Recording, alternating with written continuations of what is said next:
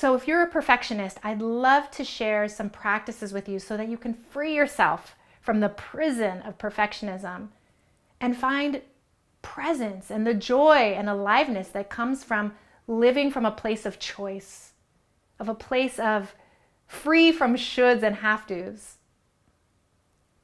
And these practices are rooted in the work of nonviolent communication. So I want to talk about a couple of scenarios. So after you've done something you regret or you're labeling as a mistake, you can take these practices and move through that regret without a sense of beating yourself up for not being perfect, but in a way that's actually healing and self-connecting. And the way you can do that, it takes a couple of steps, particularly if perfectionism is a deeply rooted practice of yours. It takes a couple of steps, but it starts with mourning. It starts with grieving the action that you took that didn't meet some need of yours, right? Say you sent a text to your friend that you regret sending. You wish you hadn't been so harsh.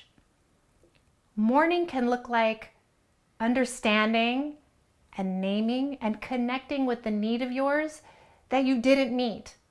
Maybe that need was for kindness or friendship or connection. So taking a moment to really connect in with that sadness, that mourning. Oh, I had this need, and that action I took, it didn't meet that need.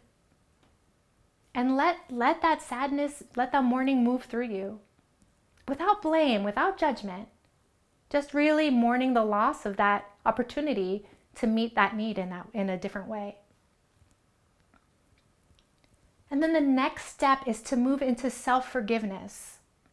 So using, again, the language of nonviolent communication, when I behaved in that way, which I now regret, what need of mine was I trying to meet? There was a need you were trying to meet. It might have been authenticity or honesty. And it's not that you necessarily met the need. You might not have met it, but you were trying to meet it. This is listening empathically to yourself for the underlying need.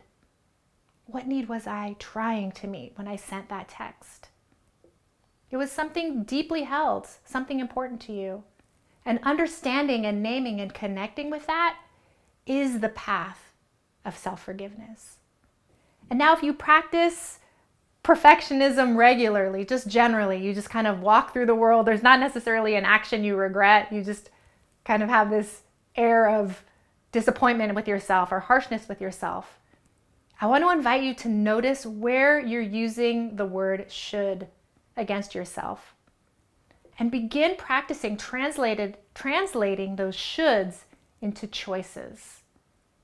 And what I mean by that is, I'll give you an example. So I know I had a should for myself when I was in college. I really should stop partying so hard, right? And if you're able to take that should and turn it into something that's more choiceful, more alive for yourself, it can become something like, I choose to take better care of myself. Or I choose to have fun in ways that are productive and healthy.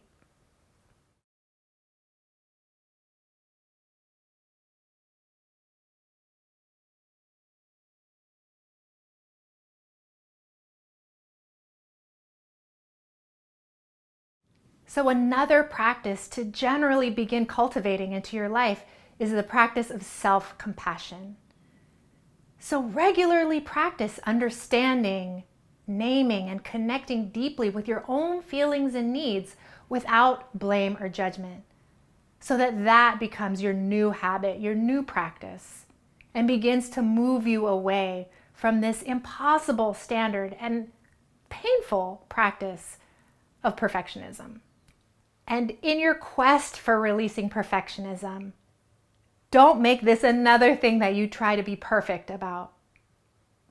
Don't get into that trap. Now you have to be perfect about releasing perfectionism. And recognize that because you're working on this journey toward releasing perfectionism, it doesn't mean you don't have standards. It doesn't mean you don't have goals, maybe goals that are really hard to reach, stretch goals. It just means that in your journey toward meeting those goals, in your journey toward meeting those standards, you have self-compassion for yourself when maybe you fall short. You can continue to hold yourself with compassion and recognize that sometimes your best is great, your best is good enough, and some unattainable vision isn't what you need.